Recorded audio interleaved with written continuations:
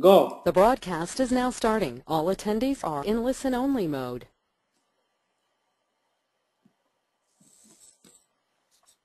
Okay, I want to wish everyone good morning and thank you for coming. My name is Mark Warshaw. I'm facilitating this webinar for Seth.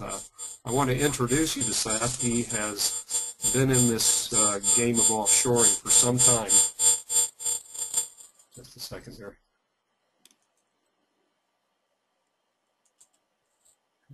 And I'm sure that you will find this webinar most interesting. We're going to be talking about managing offshore teams, and a lot of the examples that we're going to be giving will be with reference to India, but the principles for dealing with offshoring foreign from the United States are pretty much the same when it comes to managing across cultures. Seth, do you want to move on to the next slide? Yeah, sure. Just a few housekeeping issues. If you should be having any problems with this webinar, the best place to get support is directly from Citrix Online at the 800 number, which you see on the slide. The entire audience is on mute just for convenience, so there's less noise in the webinar from everybody's microphones. But if you have a question, all you need to do is raise your hand. There is a on your control panel there's a on the third item down from the little web right-hand arrow there, docking arrow. You will see a hand, and you just click on that, and we'll know that you want to ask a question, and we'll do our best to respond to you in a timely manner. That's true with any questions, and then when you ask the question, you'll be unmuted, and then you can actually ask the question in your very own voice. There will be all kinds of polls and other questions asked of you which you can respond to interactively on the screen. So be prepared for that, and we'll advise you of the results. Also, at the end of the webinar, you will receive by email an offshoring self-assessment document. That's a document specifically for yourself to assess where you just might be in terms of your knowledge and understanding of what it takes to make a successful offshoring arrangements. Also, there will be an email asking for your feedback on this webinar. We want to make all of the subsequent webinars better, and we would like your help in tuning them up. So with no further ado, I'm going to hand this over to Seth. Seth, it's all yours, and again, welcome everyone to the webinar. Thank you, Mark. Good afternoon, everybody. This afternoon, during the next hour or so, this is my goal. I would like to be able to share some of my experiences. So at the end of the day, hopefully you go off with one or two ideas at least that you can go implement in how you manage your offshore teams. As Mark mentioned, even though the examples are from India, the principles apply broadly to any offshoring situation. So here is the major theme I would like for you guys to take away from this webinar. Offshoring sounds simple.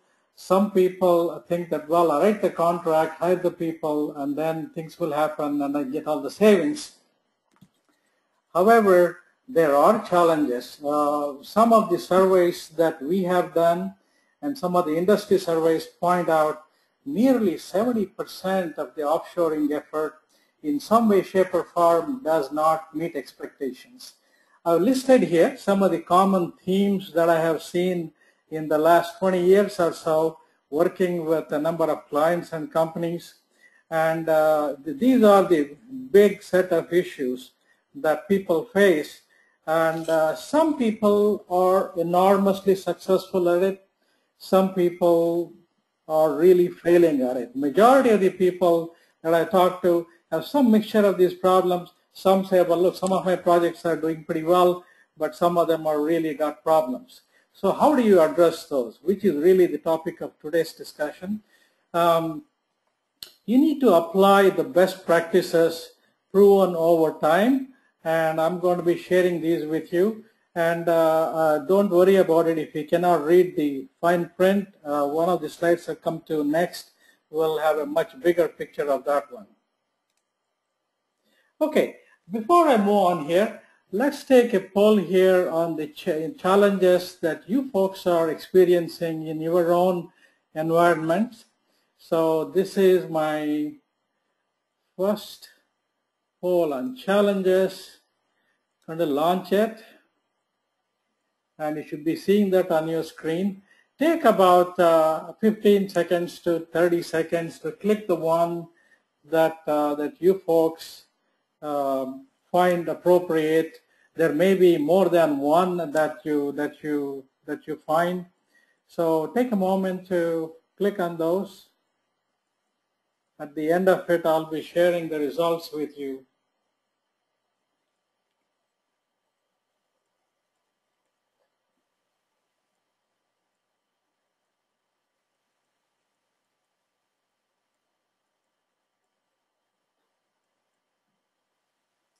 Let's take about 5 to 10 seconds more if somebody hasn't gotten to it.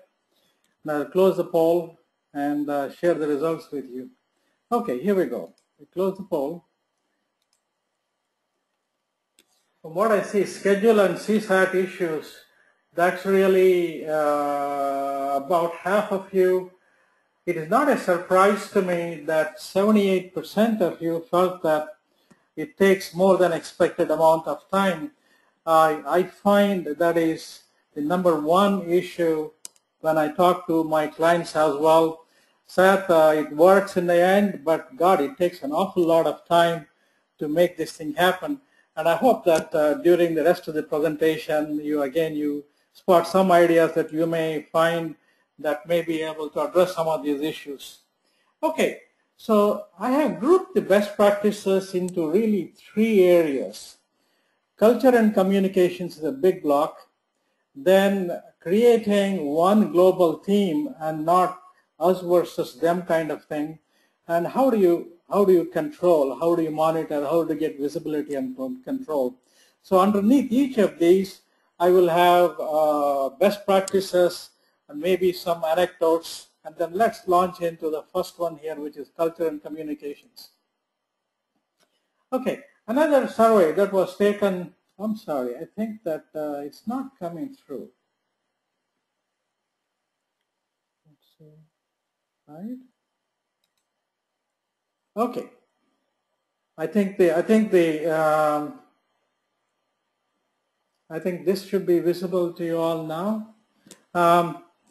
One of the surveys that talked about was to say communication styles, which are determined by culture, have a big bearing on the level of issues and problems that offshoring brings into play in managing offshoring.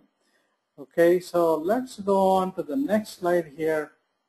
Now, how do you address culturally defined issues? I have again broadly categorized cultural issues into these areas: language, hierarchy power, conflict management, context, and time.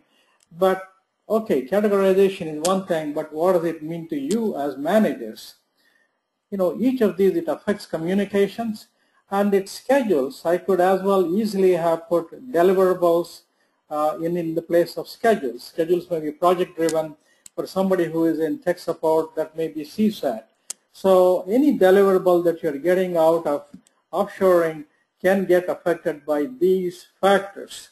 Now, one of the things that I want to share with you is, although attitudes are changing, you really need to take a look at offshoring and the issues that come with offshoring as really a mutual issue. You both need to work together, meaning the offshore partners and the U.S. side of things, whoever is contracted to get the offshoring done. You should go into it looking at it as a mutual issue or not. It is simply their issue. I'm writing the contract, hence they ought to adapt to my way of thinking. Now, you will give them knowledge, you will give them processes, a whole bunch of things, but in the making it works a whole lot better if you take it's a mutual issue as an attitude. Okay, so language and accent is one of the key areas that I find even today. I've been working with offshore partners for the last 20 years. I'll give you a fairly recent example in the last 1 year or so. Even after having been used to dealing with offshoring, I went into a telecon with one of the project managers just before I myself had to go to a meeting of mine, and all I wanted to know was the status. So I called up dear friend Prasad, and I said to him, Prasad, where do you stand? And there was no response for what I felt like was forever. And after 30 seconds or so, he said, Mr. Sath, I'm standing right here in my office.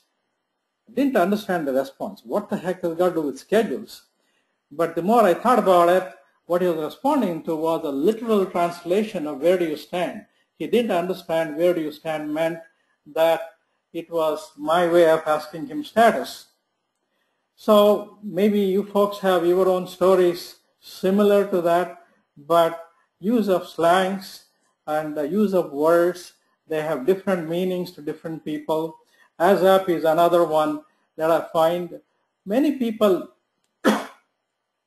have gotten better at it over time, but these are things, at least initially when you're engaging with a team, you really need to watch out, make sure they really understand. ASAP for some people would really mean literally as soon as possible, meaning not immediately, but whenever they really get to it, if you can believe that. This is after they've helped their friends and they've done their work, gone to the wedding, okay, I'll get to it next week, okay? By the way, you will see this picture here in my slides.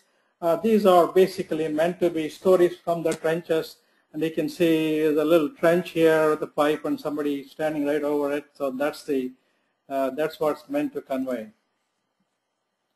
So let's look at hierarchy and power as a business dimension. Now, we all know how US operates, and I won't dwell a whole lot on this one here, but let's take a country like India, where power and status and authority are dealt with at a very different way. Status is important, and people feel uncomfortable. Even to this day, I find that if I'm sitting in a meeting with somebody, with all people who are known, if their superiors are present, the subordinates are very rarely speak up and contradict their bosses. Okay, so that's something to be aware of. Now, I have worked with Mira and George. These are researchers whose entire focus is on cultural issues across the world. And they have prepared a range of slides for GDC's use. And I have picked a few here for us to illustrate the point for this webinar. And here is the approach that I'm going to be using. You'll review the questions and provide your answer just like we did on the poll, and I will go in and mention the correct answer. I believe that, and Mira and George have put it together as well. Let's go to the first one. Read that while I bring up the poll here. Launch that. Should be able to see that on your screens. Let's take about 30 to 60 seconds. Let you guys answer what you feel is the most appropriate.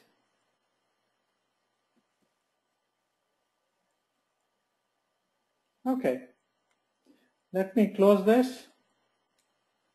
Oh, still some more people are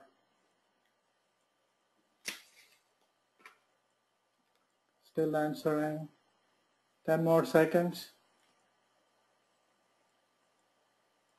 Okay, let me share how, oh wow, still some more people are still answering, okay.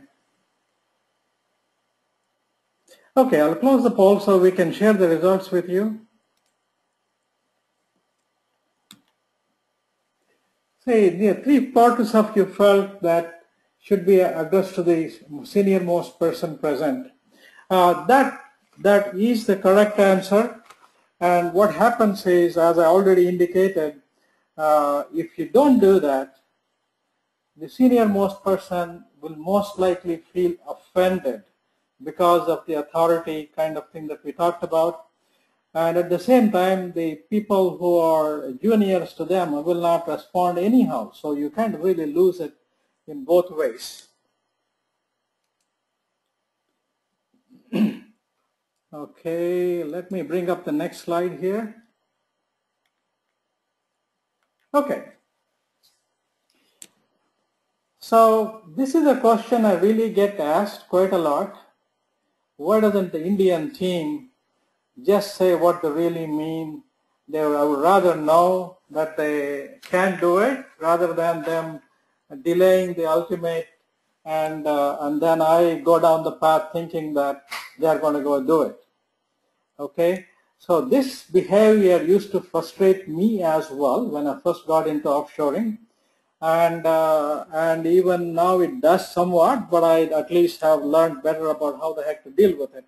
Now, this is the behavior that you would see in the US. Again, there is no need for us to go through in all the detail, but let's look at the behavior here. If you ask somebody, would you really get it done by this and this date, and you are the client, you are the authority figure for them, and it culturally openly contradicting the superior is not very comfortable to most people. And so it's a more indirect communication style. Messages are not explicit, and there is a tolerance for ambiguity a whole lot more in places like India than here in the US. So yeah, I may do that. Now let's look at next slide.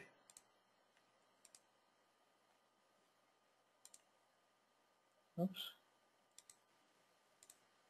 Okay.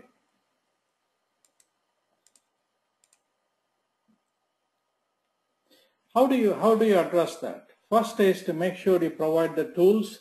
There are a whole host of tools available there, and every day I see the cost of communication and cost of video conferencing dropping down, and I would really highly recommend using video conference everywhere possible if you cannot travel. These days budgets are tight, travel is harder.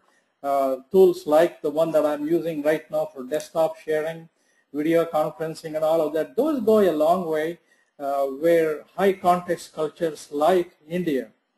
Okay, I have summarized the best practices here. Okay, recognize first of all, the vendors are not really trying to be hurtful. If you are partnering with somebody, or even if you have your own operation, it isn't that they are not wanting to do the work. In fact, quite contrary, I find that many of the people really put in a lot of extra time and they burn the midnight oil to make that happen. I already talked about mutual issue. You know, this would become second nature once you have been doing this for a while, but you, at the risk of repeating yourself, you always have to set the context in which you are asking somebody a question. Now, accent and speed won't go away.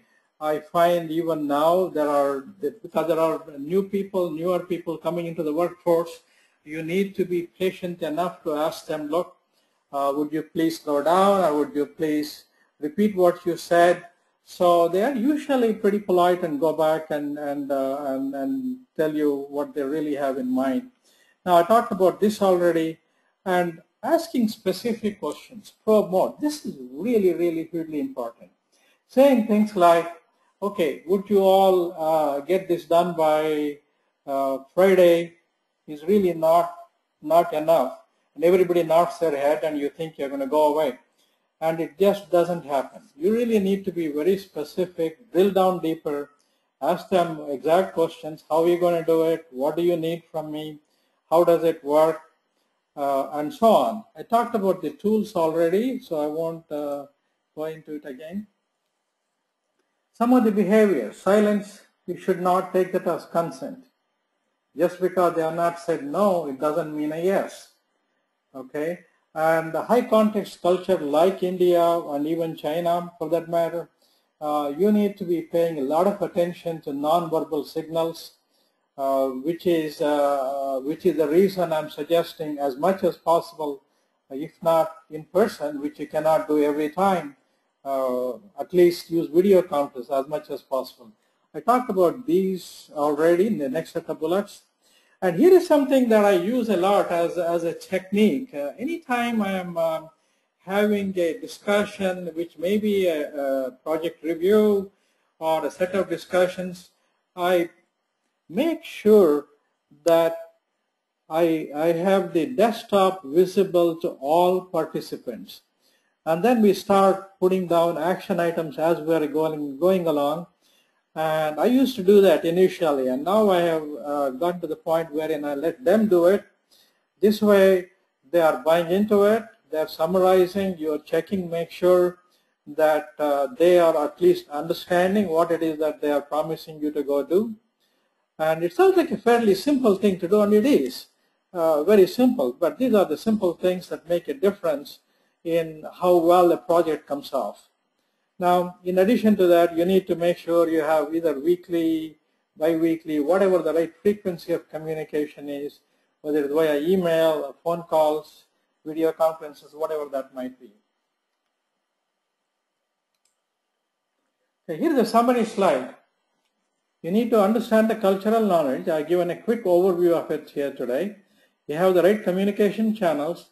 You have to be very clear, consistent, and confirmation techniques we talk about. And one point we did not talk about is common team norms.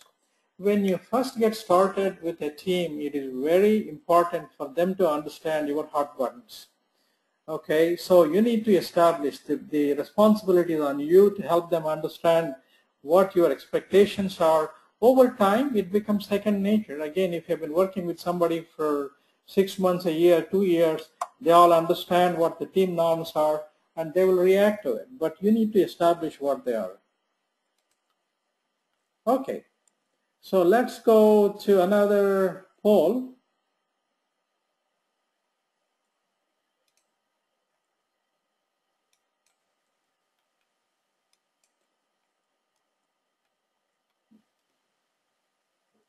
It's pretty straightforward. Let's take a minute or so and let you guys pick the one you think.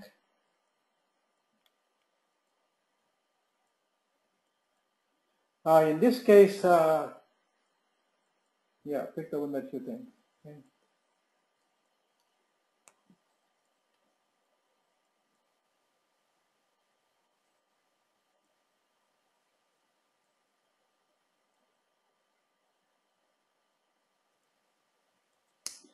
Okay, I'm going to close the poll so we can share that.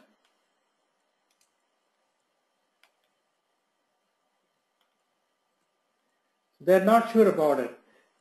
Is the majority of you feel that way?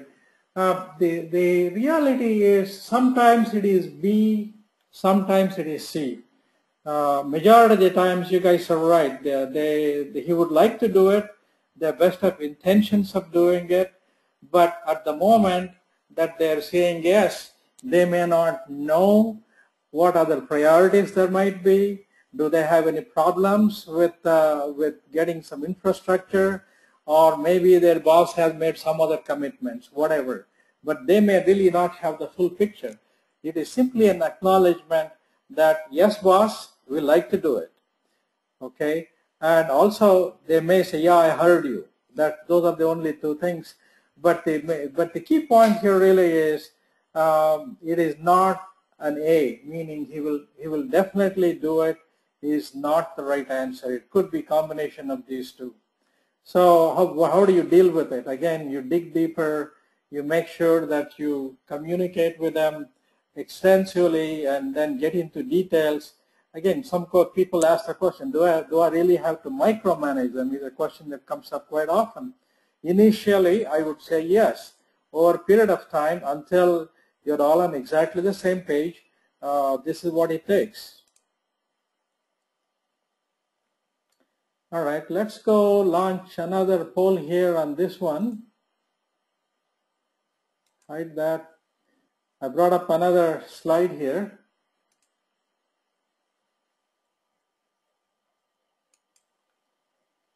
Let's launch a poll. Let's see what you guys think.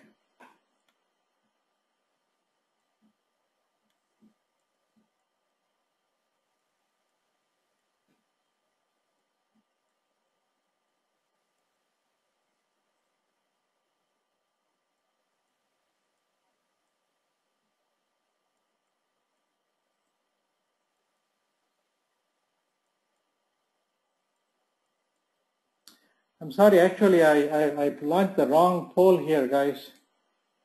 Okay, I need to close this one.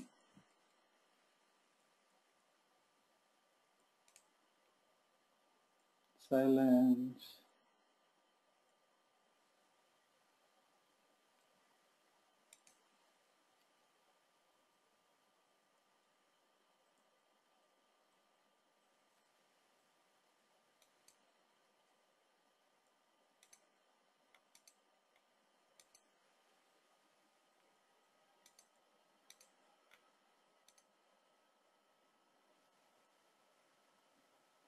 Okay, I think I'm back in sync. Seth, I think we're running a little bit long. Did you want to take some questions at this point? Where do you think? Okay. Where do you think? Okay, let me just see here. Let me. Actually, yes, Mark. Let's go to questions. And what I will do is let's advance these slides. No, in fact, we're okay. We are at the right point where we can take some questions in here. So what I would suggest is raise your hands, and we will take questions. And I will open up the microphone for you, and then you can. Anybody with any questions there? How the heck? If you need to raise your hand, there's that that button on the toolbar, on the docking part of the toolbar that you can click. That'll indicate that you have a question. Or you can pose the question and type it into the question box. Either will work.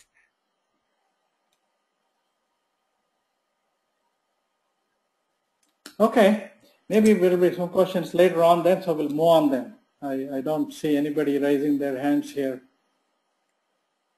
unless the tool has some difficulties. Mark, are you? I don't see anyone having raised their hand. So okay. Okay, let's just okay, hold on just a second. Got something here. Steve just asked a question. What challenges have you faced because of corporate culture instead of national or country culture? And we have another question from Gretchen. What do Indians get frustrated most about American employers or partners? I think they're both great questions, which probably deserve an answer. Sure. The first question is, Mark, let me repeat it if I heard it correctly. About the corporate culture, would you repeat it, please? Yeah, what challenges have you faced because of corporate culture instead of national or country culture? Right. Corporate culture, each company has its own corporate culture here, and then it really turns out that there are corporate cultures in the other side. The challenges that I face that comes to my mind are a little less in the operational realm than in the bigger picture. In the bigger picture, the culture of many offshoring companies is once they get into an account, frankly, their entire orientation is towards, I want to grow the account. That is their corporate culture. And on the other hand, the U.S. companies, they want to make sure things are working okay. before they move on, before they ramp up, and they may never have a really need to ramp up per se. But that's one of the things that comes to mind. Operationally, what I find, that's at the broad level. Operationally, what I find is people who are on individual teams per se, they really try to adapt as much as they can, and given the right level of coaching, I don't find the corporate cultures to come in the way of getting things done at the execution level, at the project level. So what's the second question, Mark? The second question is, what do Indians get frustrated most about American employers or partners? Oh, this is I did a study. Yeah, okay. Let me just answer that. The Indians basically think they can do a whole lot more than what they are given the opportunity to go do. This is one of the biggest complaints that I hear from the developers and the support people and so on. Remember, many of these people are, they have various graduate degrees.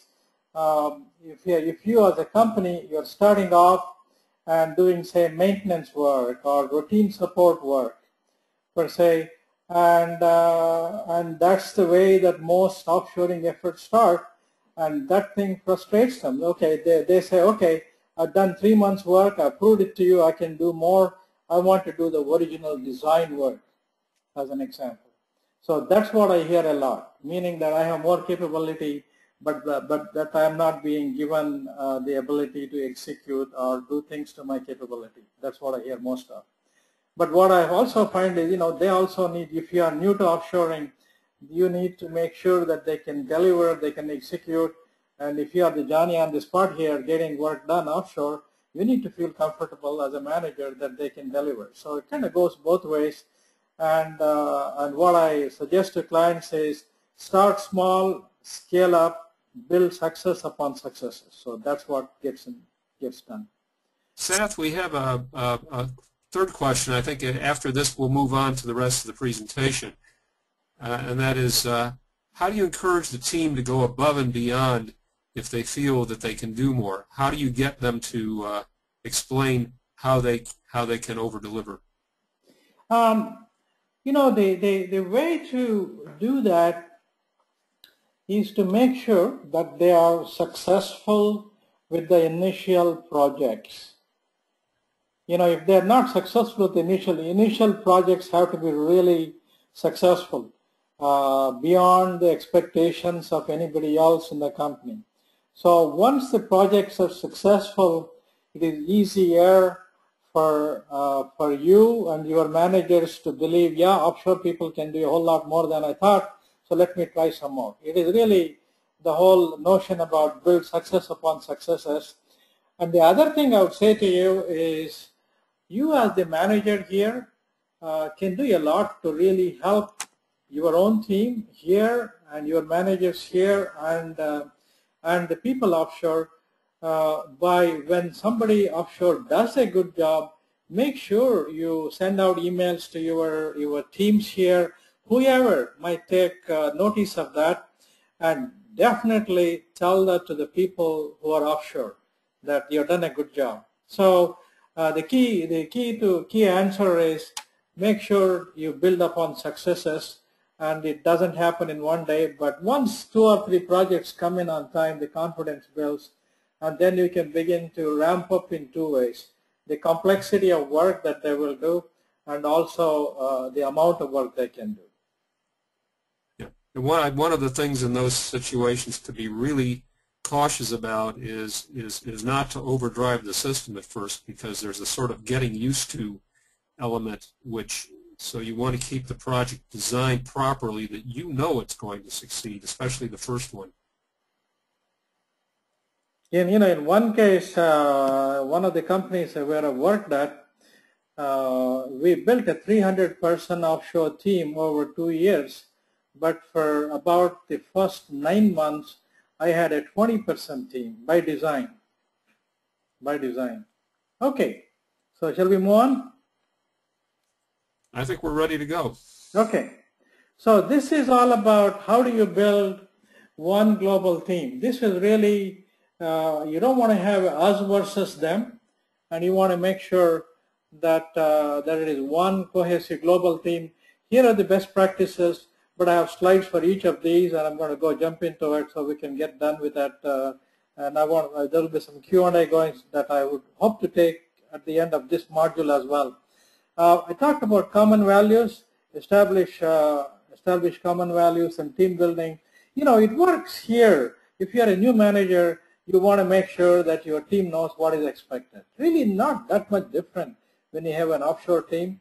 And I tell people, look, you look at your offshore team as an extension of your own team. Make sure that you treat them the same way as you treat here, although contractually they are different employees. So here is a from the trenches story.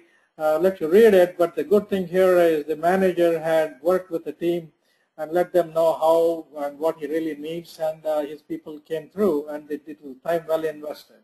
Okay. Here is one that I really find it's kind of a point that in offshoring it's a major issue. Somebody says, okay, boss, I have got this many people here. The first set of people that a partner brings on would be people with 5 to 8 years experience, but behind them we end up getting what they call as freshers. They may be 2 or 3 years experience. And if your approach is to say, hey, I'm doing XYZ here, that takes 20 people, I'm doing the same, and you may have built these 20 people with 10 years plus experience over a long period of time, but you won't have the same level of experience staff offshore. How do you deal with that? One is you should take a look at that as offshoring functions and not specific jobs. And there are ways wherein you can re-engineer in the tasks. I'll give you one classic example, and this one saved a company few $1 million, just with this one concept. This is a professional services segment. They want to have they wanted to have their workforce go up and down based upon whatever contracts came into their door here in the U.S. But you couldn't do it here locally. You can't hire and fire 40, 50 people, and you couldn't do that offshore either if you had simply had 50 people with the same set of skills. What we came up with was a solution that said, look, you really need about 10 people with deep experience. And I studied their structure of the jobs. It really came up about 80% of the work that was being done, no matter who did it, was really all report writing of some kind. So the report writing part was parceled off to the 40 people that we made really truly variable. So we would hire these 40 people, give them 1 week worth of training, and they were ready to do report writing. That was enough for them. So the other 10 people had the deep experience and the domain knowledge, who had been trained for 6 months or more and had come to the U.S. and all those things, and they would coach those other 40 people, and that's how we solved that dilemma. And this thing I see quite often. This is a common complaint. I don't find experienced people, but looking at something like this might be a solution for you. I'm not saying this is something that fits for everybody. This is a potential solution. Okay, when you're trying to hire people, build your staff offshore, and one of the, again, other problems that my clients face is, gosh, I signed the contract, I can't hire fast enough, and they can't hire fast enough. What's happening in here? So when the hiring process, you know all of these attributes here in the U.S., but there are a range of other things at play in a place like India. Even let's say you're working with one of the top tier companies, they got 100,000 people. What's the big deal getting 50 people to come to work for my team, right? And if their manager has gone and said to them, look, I want you to go work for ABC company in the U.S., the person will not immediately on the spot say yes. They got to go consult their friends, their people at home, and other people. So even something like that tends to be a group decision in countries like India. And the other things that are important to them, in addition to money, titles, and which brand name, they would go to work for IBM readily than to somebody else. And relationships takes precedence. And if they are on doing a project with somebody and they are got huge relationship going, they may or may not be willing to immediately jump ship per se. So these are things to keep in mind. So what does it mean? You need to allocate some extra time in order to make sure that you're successful getting the right people. Okay, so the other issue that comes up in this realm is high turnover. You know, I wish I had $1 for every time that somebody said to me, Sat, I spent 6 months training this person, lo and behold, the company has moved him out, or he left the company, or something else happened. How do I deal with it? So these are all the techniques that you could apply, but let me dwell on this one here. People feel like they should be given progressively interesting work.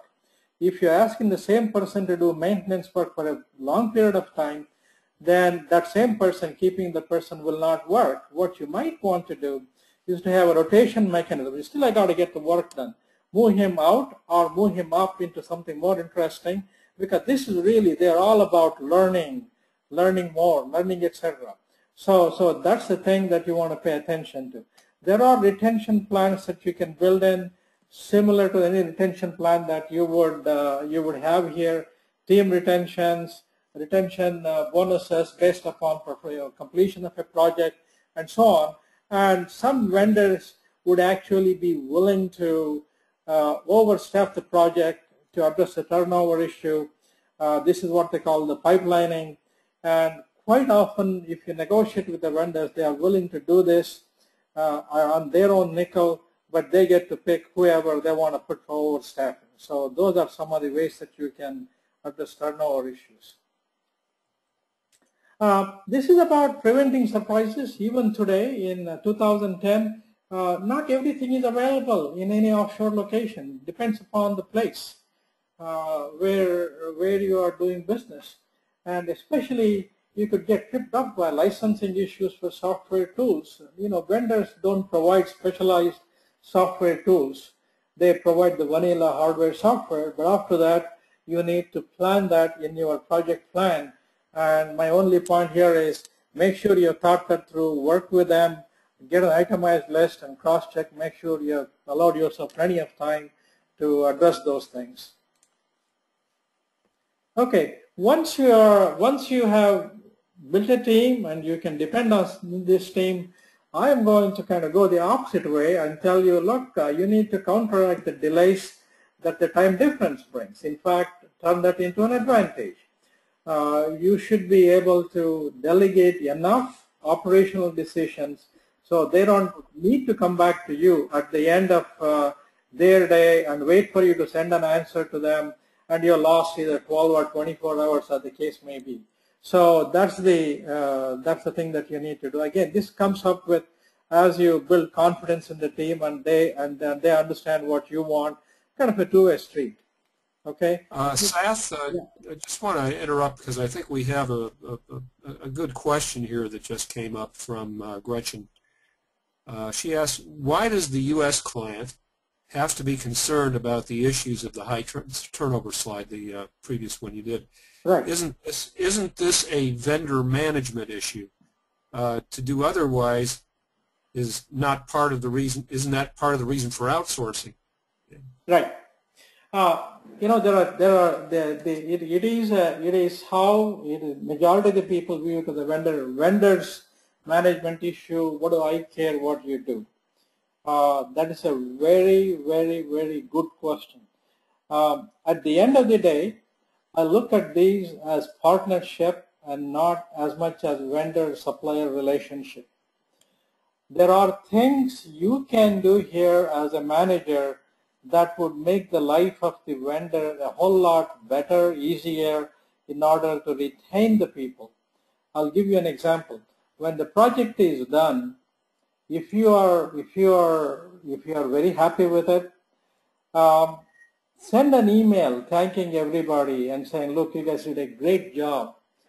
And that coming from you as opposed to the vendor saying the same thing to them carries a whole different weight. So while you could view it that way, that says, hey, you know, it's a vendor issue, I don't care about it, That is really what I call more the contractual way of doing things. I wrote a contract to you, I gave the job to you, it's your job to deliver the results. With all due respect, that approach fails more than it succeeds. You need to manage the relationship. You need to treat it as one team. Now, day-to-day operations, they absolutely have to be the ones who have to take care of the day-to-day. You shouldn't have to be there worrying about, is this guy on vacation, does it give a performance review, all of those things. But you can play a role. You can play a strategic role, and you can also think about, how do I keep these people so that things move up? Maybe I want to think about a longer term proposal here. I want to move up the chain. So those are some of the reasons why I believe that yes, you should work with your vendor managers to make sure that the overall team is happy. I hope I've answered your question, but that's what I find. Gretchen has another question, but let's save that till the end. I think we have, 3 or 4 more slides to talk about, right, Seth?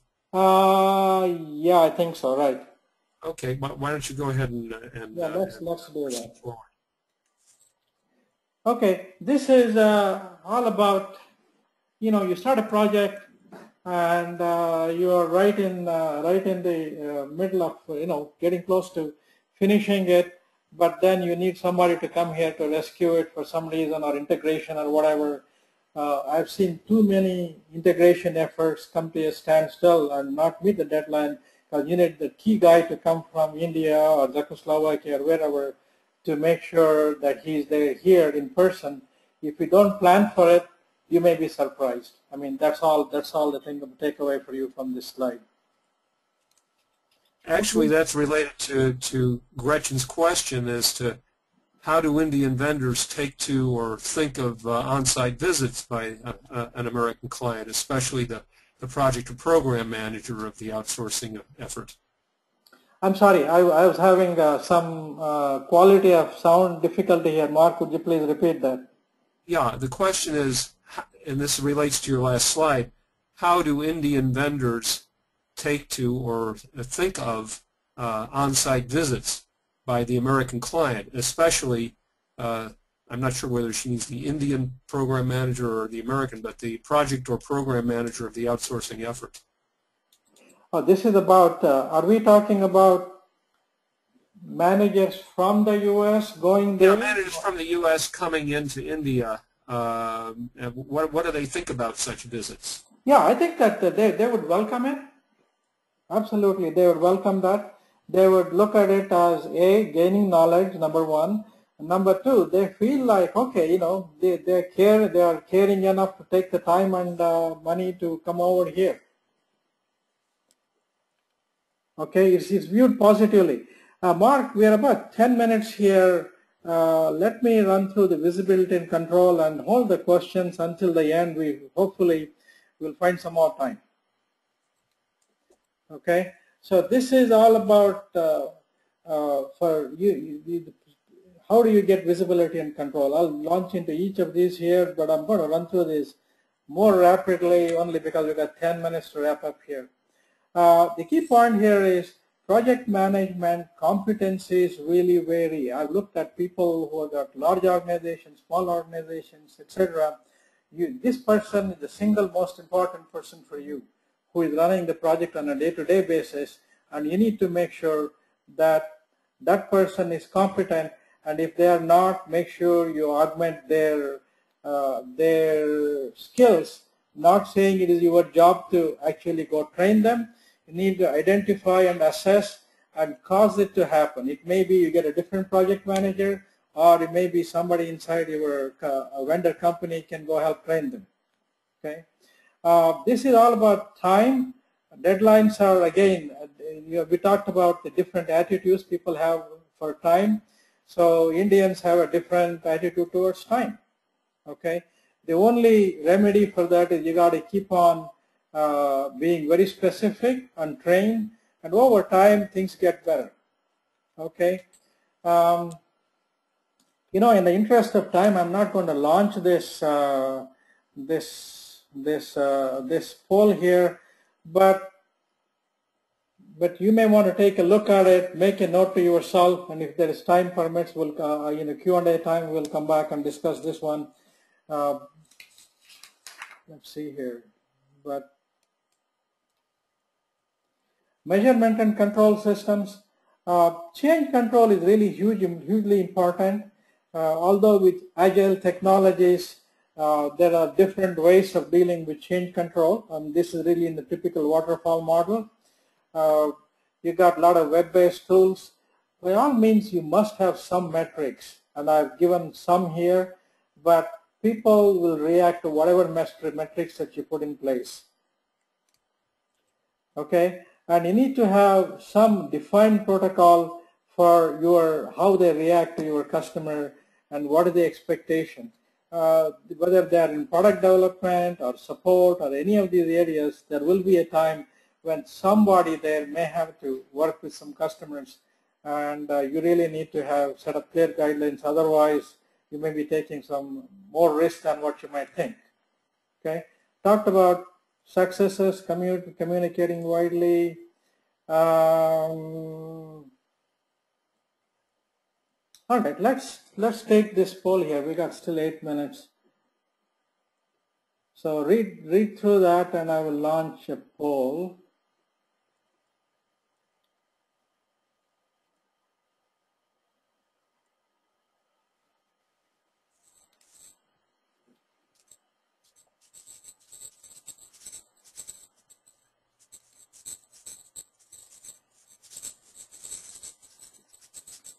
Okay, let's take about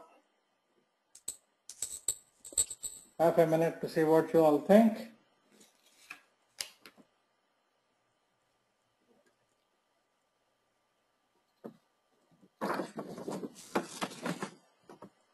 Okay, I'll close the poll and share the results with you.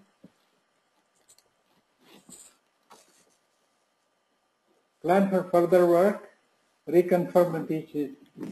Okay, the best answer here is really plan for further work. And I will read off Mira's documentation here. It is particularly important to find out if someone needs help. Indians are generally reluctant to admit this and will try to solve the problems themselves. They may end up burning the midnight oil to try to meet the deadline and then have to admit that they cannot do it, and the customer work can be impacted by this. I have seen this thing so many times that this happens. Okay, so let's go on to the next slide. Okay, I'll give you the big picture beyond managing the offshore teams, which is really the execution part of it. In order for offshoring to succeed, you need to have big picture relationship management and governance. You got to worry about contracts, and you got to have strategy, which is the right strategy for you in place. And this has to do with what model, how are things set up, and so on. Each of these is a topic by itself, but I'm just sharing with you that there is a bigger picture that drives what you are doing at the team level. Okay, 60 seconds about GDC. We are an offshore advisory firm, and you can read some of this, but fundamentally our value prop is, if you are into offshoring, can help you accelerate the results, reduce time to results, and get more value out of that. Okay, if you go to my website, you will see a range of white papers, articles, templates, case studies.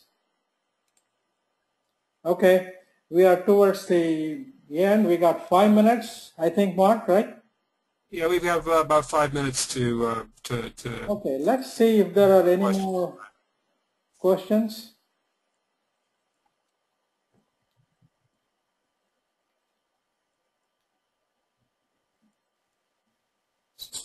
So far, I don't see any further questions. There are. Oh, here we go. Okay. Well, we've got some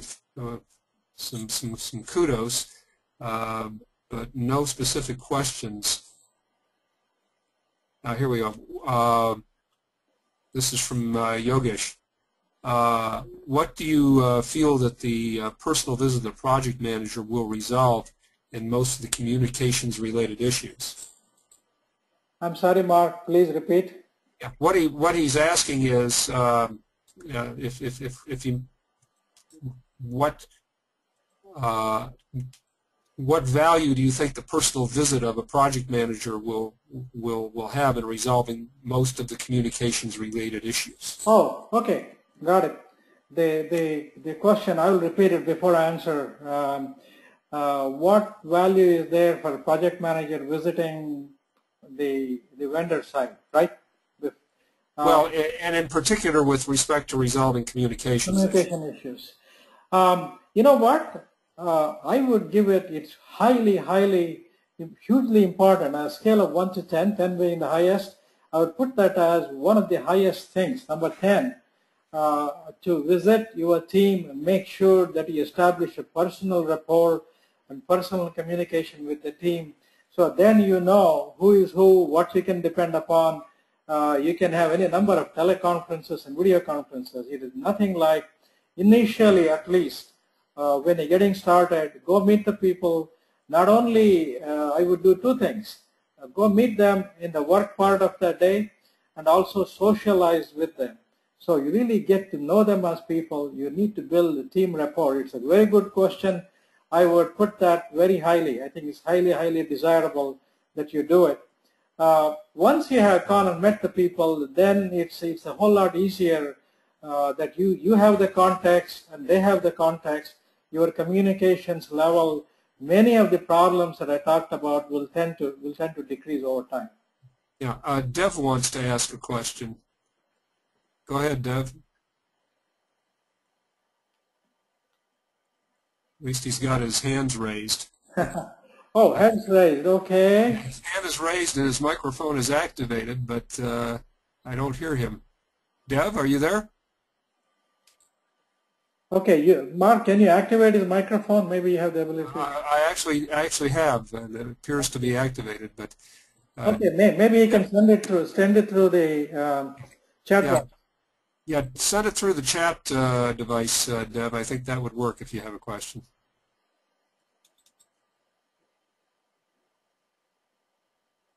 Yeah, he says his microphone's not working, so he can. Dev, go ahead and type your question. We'll be glad to answer it.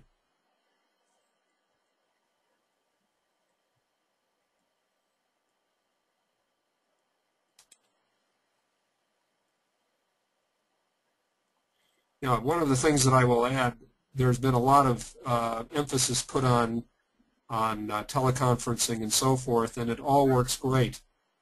But one of the things that happens when you make, one of the highest bandwidth pipes that I know of is a 747 loaded with people going to communicate with other people. The latency is very high, but the bandwidth is great, and it's particularly high with two people or groups of people physically interacting with each other. You can take those symbols back from that, and they will, all the nonverbal, all the body language, all of that will be very much more meaningful when you're in a telephone or a teleconference type of conversation. I'll give a one-word response. Absolutely, 2 words. Absolutely in agreement. I think that's a good thing. Okay, so let's. One more question here, and I think then we have to end. How do Indian vendors take to? Oh, well, I think we already answered that one. So. Okay. Mark, we are almost at 1 o'clock now. Let me just summarize. And, fundamentally, I'm going to end it with what I started with. Offshoring does offer advantages. There are challenges, and you can address those challenges by applying best practices.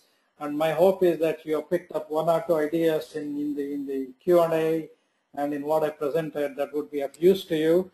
And I would reiterate, please respond with your feedback and how I can continue to improve this webinar. And by the way, if there are still questions that you have not asked me and would want to, here is my email ID. It's also in emails that you already have before. Please feel free to send them to me. I'll do my very best to answer them. And Mark, can we end it now? Yes, except for one other thing. Please also, if you have some thoughts on the matter, let us know what you want to know about next in this field, because there are lots of things to talk about, but we want to make sure that we're tuning it to things that you want to hear. Okay. Thank you all very much. I really appreciate your time. Bye-bye now.